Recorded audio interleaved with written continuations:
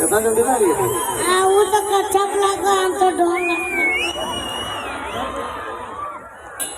अच्छा बीरूटन है क्या? हाँ दूसरा बेटा। तो शायरी वाला बोलते वाला बोलिए ना तब जानेंगे बीरूटन। पहले दिल्ली में कर बजाते। बाप रे बाप, हमको कौन छुआ के यहाँ बुलाए थे ऐसे? हाँ बोलिए। छुआ के दिया अच्छा बात है नहीं?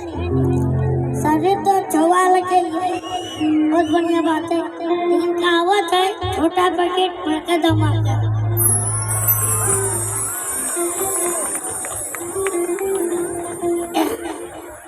अरे बाना, देखिए बौना बोलते हैं। अरे ढक्का बाना। हर चमकता हुआ चीज को सोना मत समझो, हर चमकता हुआ चीज को सोना मत समझो। मैं कुछ भी कर सकता हूँ, मुझे बोलना न समझो।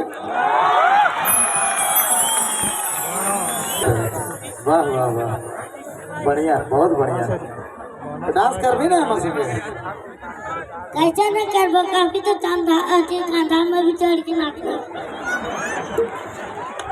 बाप रे बाप, ऐसे ना ही थोड़ी है आदमी, जबरदस्त, क्या बात है।